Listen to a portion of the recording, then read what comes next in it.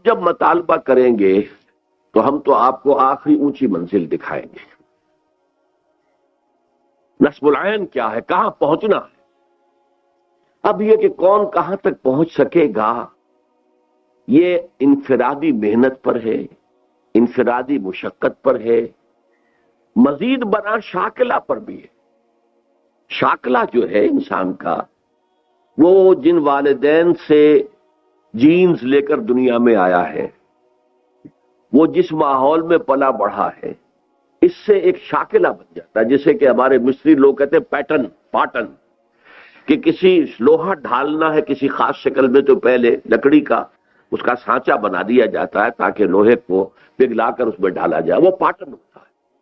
تو ہر انسان کا ایک پیٹرن جو ہے، انگریزی میں اسے پیٹرن کہتے ہیں، وہ ان کے جو مستریوں کی زبان پاٹن ہے، تو وہ پاٹن بنا ہوتا ہے، اس سے آگے نہیں نکل سکتا آدمی. حضور نے اسی لیے فرمایا کہ خیارکم فی الجاہلیت خیارکم فی الاسلام. الناس کالمعادن، انسان جو ہے وہ معدنیات کے مانند ہے. ایک سونے کی معدنیات ہے تو اس کو صاف کریں گے تو سونا بنے گا. ایک چاندے کی معدنیات ہے، چاندی، اسے کتنا ہی صاف کر لے چاندی بنے گی، سونا تو نہیں بنے گا نا، وہ تو معدنیات کا ہے. تو ہر انسان جو ہے وہ ایک خاص قسم کی معدنیات لے کر دنیا میں آیا ہے، لیکن اس کے سامنے جو ہے آئیڈیل ہمیں رکھنا ہوگا، یہ ہے منزل، ادھر تمہیں آگے. اور پروگرس کرے گا انسان اپنے پیٹرن کے اندر، اس سے نکل نہیں سکتا. nobody can outgrow his skin انگریزی میں کہتے ہیں.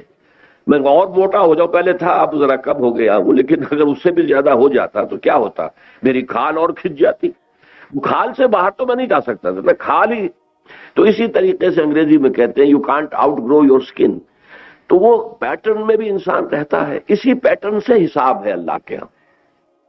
یہ لا یکلف اللہ نفسا الا وسعها، ابتدائی تقریر میں عزیز عاقب سعید نے آپ کو اس آیت، تو یہ انتہائی اہم آیات میں سے قرآن کی بار بار آئی ہے کہ ہر شخص کے پیٹرن کے حساب کے اعتبار سے حساب لیا جائے گا.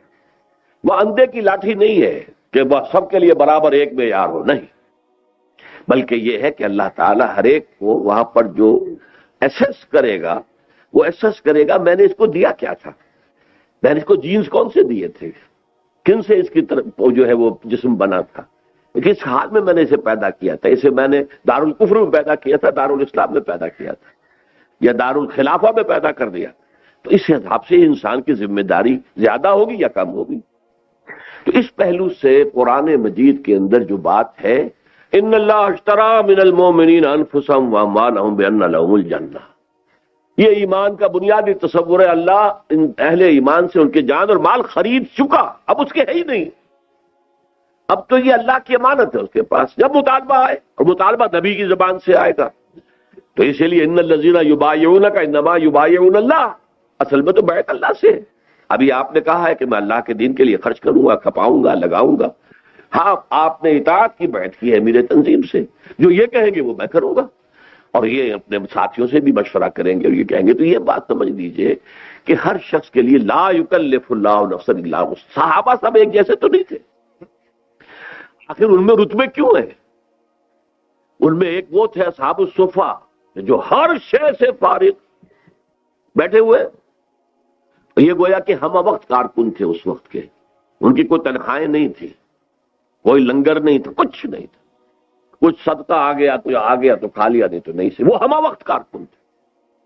پھر اس کے بعد ایسے بھی تھے، اور جو عشرہ مبشرہ میں تو زیادہ تر وہی لوگ ہیں جو کاروبار بھی کرتے تھے، پھر عین وقت پر خرچ بھی کر دیتے تھے. خرچ کرنے میں بھی سب برابر نہیں. حضرت ابو بکر نے سارا لا کر رکھ دیا، حضرت عمر نے آدھا لا کے رکھ دیا. مقدار میں شاید حضرت ابو بکر کے سارے سے بھی کہیں زیادہ تھا جو حضرت عثمان نے لا کے رکھ دیا. لیکن یہ تو پھر انڈیویجول ہے، جیسے میں نے کل کہا تھا جتنا گڑ ڈالیں گے اتنا میٹھا ہو. اب یہ میرا اور آپ کا امتحان ہے. اسی لیے انفاق میں دیکھیے کس قدر اللہ تعالیٰ نے حکیمانہ انداز اختیار کیا ہے. یسألونک ماذا ينفقون، بھائی ہم سے کہا جا رہا خرچ کرو خرچ کرو خرچ کرو. کہاں تک خرچ کریں؟ قل العفو، کہہ دیجئے جو ضرورت سے زائد. یہاں پر آپ کو اختیار دے دیا، آپ اپنی ضروریات جو ہے ربڑ کی طرح کھینچتے چلے جائیں گے، یہ بھی ہونا چاہیے، یہ بھی ہونا چاہیے، یہ بھی ہونا چاہیے، یہ بھی ہونا چاہیے، تو آپ کا سارا وقت، ساری توانائی، ساری صلاحیت اسی میں کھپ جائے. جو بہت خوبصورت شعر ہے عبد القادر بیدل کا رحمت اللہ علیہ، اور یہ بہت پسند تھا کس کو؟ شہنشاہ اورنگزیب کو۔ وہ شہنشاہ ہوتے ہوئے ٹوپیاں سی کر اور قرآن نقل کر کے اپنے ذاتی معاش لیتا تھا۔ دو ہندوستان میں بادشاہ ایسے ہوئے، نصیر الدین محمود اور اورنگزیب عالمگیر۔ لیکن یہ ہے کہ ان کو بہت پسند تھا یہ عبد القادر بیدل کا شعر، ہرس قانی نیست بے دل ورنہ درکار حیات، آنچ ماں درکار داریم اکثرش درکار نیست۔ یہ تو ہماری ہرس ہے، تکاثر ہے، الہاکم التکاثر، یہ بھی ہو یہ بھی ہو یہ بھی ہو، یہ بھی مکان چھوٹا تھا بڑا ہو اور بڑا ہو اور بڑا ہو، لہذا اسی میں لگ جاؤ گے، اسی میں کھپ جاؤ گے، ساری توانائیاں، ساری قوتیں، سارے اوقات۔ ورنہ یہ اصل میں ہماری حرص ہے، اس میں یہ ہے کہ اس کو کم کرو۔ شعر کا آخر کہا ہے کہ حرص قانی نیست، لیکن بے دل ورنہ درکار زندگی گزارنے کے لیے آنچ ماں درکار داریم اکثرش درکار نیست۔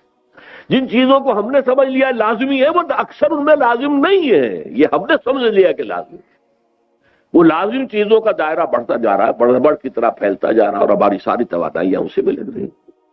میرا ذاتی واقعہ ہے، میں اب 28 برس سے ایک مکان میں رہ رہا ہوں، 5 مرلے کا ہے، کیا ہے وہاں کوئی بیڈ نہیں ہے، جدید کوئی بیڈ نہیں ہے، کچھ نہیں ہے، کوئی صوفہ سیٹ نہیں، کچھ بھی نہیں۔ تو چل پلنگ ہے جو سن 55 میں بنوائے تھے میں نے، اسی پر میں سوتا ہوں آج بھی، سن 55 کا بنایا ہوا چارپائی جس پہ پہلے نیوار لگی ہوتی تھی، اب اس کے اوپر ایک پھٹا رکھ دیا گیا، کمر سیدھی رہے آدمی کی۔ تو ڈاکٹر یقین ہے میرے کلاس فیلو، پہلی جماعت سے کلاس فیلو ہیں، وہ ایک دن کہنے لگے کہ میں نے اپنی بیوی سے کہا تھا، اب ان کے ایریا بھی آتی ہے تو اب ان کے ہاں بڑا سا ڈرائنگ روم ہے، یہ ہے، ہمارے پاس کیا ہے، نیچے بس فرش بچھاؤ، آ کے بیٹھ جائے۔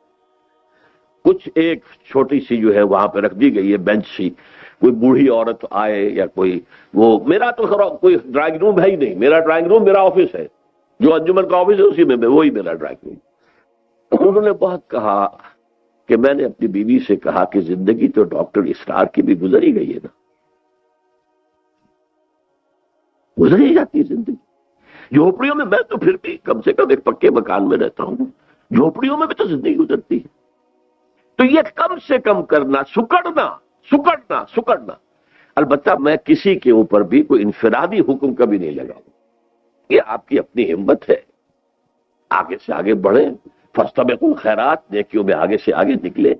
اصولی بات وہی ہے کہ تم اپنی زندگی کو سکیڑو، کیونکہ دھنسے ہوئے ہو، یہاں سے نکلو گے تو پھر یہ ہے کہ کچھ کر سکو گے، ورنہ کچھ نہیں کر سکتے۔ بس اس بات کی مجھے، ورنہ کوئی شخص بھی اسے اپنے اوپر ذاتی ہٹ نہ سمجھے۔ بہرحال ہر طرح کے ساتھی تھے، ایسے بھی تھے، حضرت عمر، انہوں نے ایک اپنے صحابی ساتھی کے ساتھ طے کر لیا تھا، ایک دن دکان پر میں بیٹھوں گا، تم حضور کی صحبت میں گزار لینا، دوسرے دن تم بیٹھنا، میں جا کے حضور کی صحبت۔ اب ایک تو ہے اصحاب صفہ، ہمہ وقت بیٹھے، انہوں نے آدھا کر لیا۔ کچھ لوگ کاروبار کرتے تھے، پیسے جمع بھی کرتے تھے، حضرت عثمان کے پاس اگر نہ جمع ہوتا تو اتنا کچھ کیسے لا کے دے دیتے، لیکن نیت یہ تھی کہ جب وقت آئے گا سب حاضر کرتے تھے۔ تو یہ مختلف مزاج ہے، مختلف طبائیں ہیں، میں نے مختلف طریقوں پر اس کو پہلے بھی بیان کیا ہے۔ ہندی فلسفے کے اندر، ہندو فلسفے میں اللہ تک رسائی کے 3 طریقے بتائے گئے۔ ایک ہے جنان مارگ، معرفت کے ذریعے سے اللہ تک پہنچنا، یہ عقلاء، فلاسفہ، حکماء، ان کا راستہ۔ ایک بھکتی کے راستے سے اللہ کے راستے، نیکیاں، ذکر، مراقبے، تپسیائیں، یہ بھکتی ہے۔ اور ایک ہے کرما مارگ، وہ کیا ہے، آدمی کوئی فعال ہے، کاروبار کر سکتا ہے، کرے گا، لیکن اس سے اپنی اٹیچمنٹ ختم کر دے۔ یہ ڈیٹیچمنٹ جو ہے یہ اس کرما مارگ کی شرط اول ہے ان کے ہاں فلسفے میں، کہ کوئی نفع ہو رہا ہو تو خوشی ہو رہی ہے، کوئی نقصان ہو رہا ہے تو دل جو ہے بیٹھ رہا، نہیں، یہ نہیں ہونا چاہیے۔ اور تم یہ سمجھو کہ جو کچھ کما رہا ہوں اللہ کے لیے کما رہا ہوں، جب وقت آئے گا پیش کر دوں گا، تو کوئی حرج نہیں ہے۔ کوئی شخص کاروبار کر رہا ہے، اس میں اللہ نے اسی کی صلاحیت رکھی ہے، وہ جنان مارگ کی طرف نہیں جا سکتا، بھکتی مارگ سے بھی اس کی، وہ جو ہے فارسی کا بھی بڑا پیارا شعر ہے، سنما رہے قلندر سزدر بمن نمائی، کہ دراز و دور دیدم رہو رسم پارسائی. یہ پارسائی جو ہے نیکی ہے، یہ کرو اور وہ کرو، اور جس کا کافی درس جو ہے آپ کو اذکار اور نوافل کی شکل میں ملا ہے. تو ایک شاعر کہتا ہے اللہ مجھ سے یہ لمبا راستہ تو طے نہیں ہوتا کہ دراز و دور دیدم رہو رسم پارسائی. سلما رہے قلندر سزدر بپ، مجھے تو کوئی قلندرانہ راستہ بتا دے کہ بس تیرا ہو جاؤں اور تیرے ہی لیے، تیرے ہی عشق میں، تیرے ہی محبت میں بس اپنی زندگی لگا دوں. تو یہ ہے مختلف مزاج اللہ تعالیٰ. اب دیکھیے ہم نے جو کام شروع کیا ہے یہ اصل میں کار رسالت ہے،